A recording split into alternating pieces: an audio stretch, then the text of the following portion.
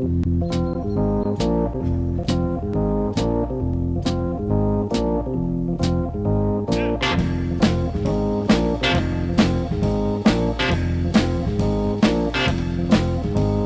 wildlife action we're carrying out here today is the creation of an ovipositing site or egg-laying site for the grass snake. The grass snake is a species which is very much misunderstood, currently declining all over Wales, and is also an LBAP species, local biodiversity action plan species. Grass snakes used to lay their eggs in build-ups of dross on the bends of rivers. These days the edges of rivers have been straightened, so it very rarely happens.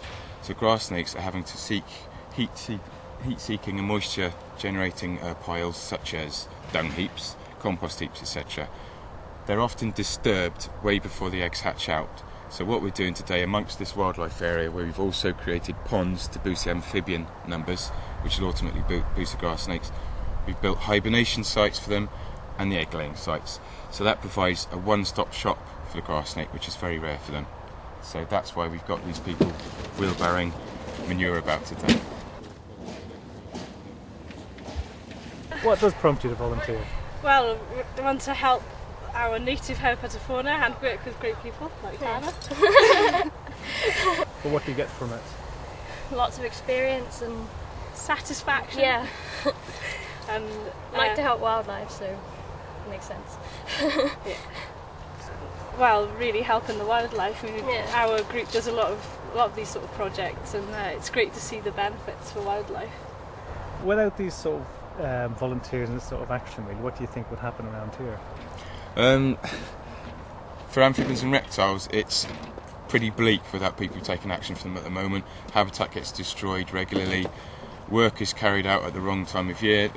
It's not intended, but a lot of the habitat management that's done these days, if it was just done at a different time of year, when it would cause least damage, rather at the height of the year when they're breeding, etc., then there wouldn't be half so much damage done to the animals. As a group, they are seriously on the decline. We've got all kinds of problems. We've got pathogens which we don't understand, which have been introduced from elsewhere. We've got habitat destruction, like I say, a whole list of things. So without our help, I think the outlook would be pretty bleak.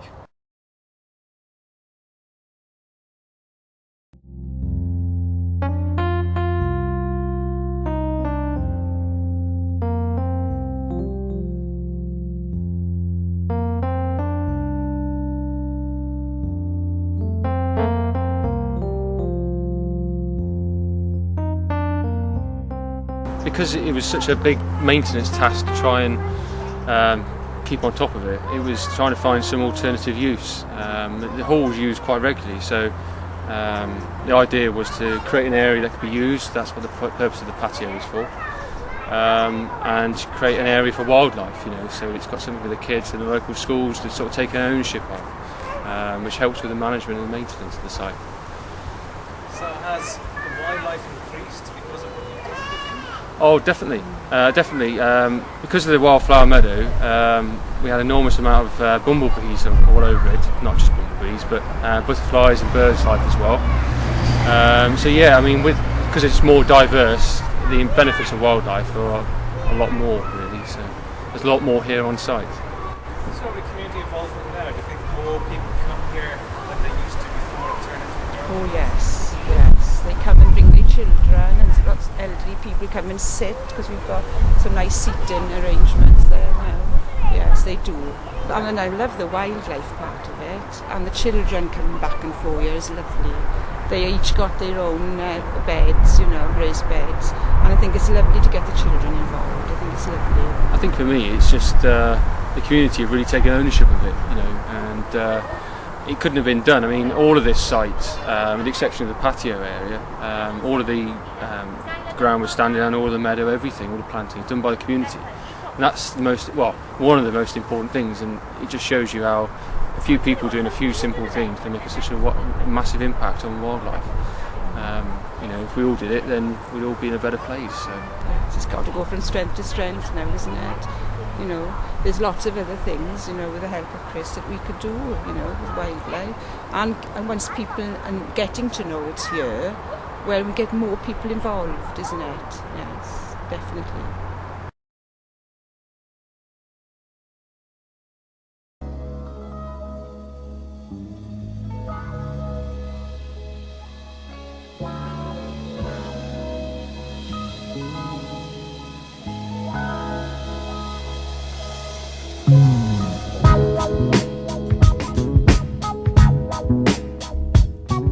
these are the bird boxes that we're making to be installed in the woods. Yeah?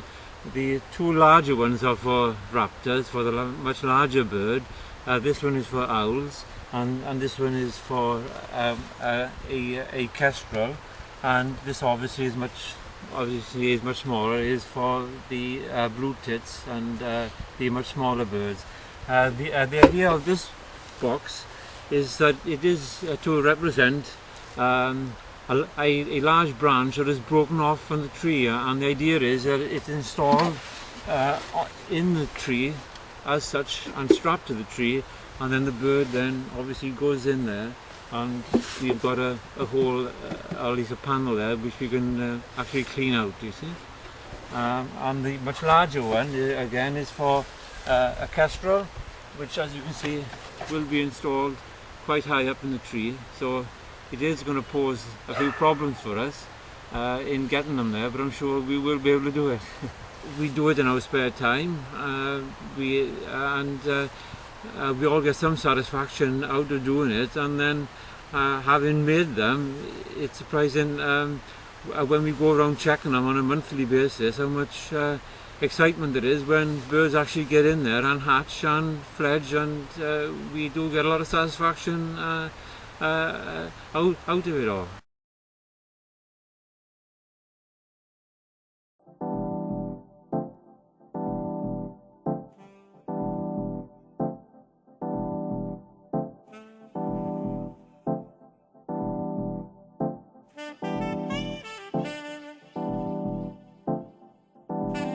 It had been a project in the 1980s. It was an environmental project then, and this particular area had been turned over to grass, and this the tiles that we've got here, and there was a barbecue pit, and the idea was that people would use it as a community area, but unfortunately over the years it became neglected again.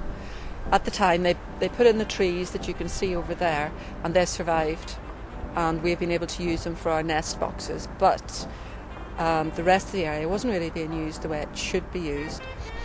And we talked about doing this, having a community garden, a wildlife garden. We'd seen that there was funding available from the big lottery, the Breathing Places. So we applied for it, and we were awarded the funding, £6,370. And we've used it for the garden. We've designed it, volunteers. Everybody's got involved. People from the Skills and Training Agency did a little bit, the Princess Trust did a little bit, people who work in the centre did a bit. We've got the mother and toddlers, we've got Tiddlywinks, the creche. Loads of people did a little bit. We benefited a lot from things that were given to us, but we were able to buy plants that we wouldn't have otherwise have been able to buy for the garden, because they were quite expensive. And all of those have been, everything has been bought with the idea of bees, birds and butterflies. If it attracts them, it's in the garden. If it doesn't, it's not. So that's been the idea behind the whole of it. And it was opened in June officially by the Deputy Mayor, Councillor Lella James, and I think everybody's enjoyed it. The neighbours have enjoyed it. They like to come along and do a little bit in here, and they like to sit. We've got the benches, and they'll sit on the benches and just enjoy it, because it's a very industrial area, but yet you wouldn't know it's sitting here. You maybe get some of the background noise, but it is very peaceful in its own way, and they enjoy it.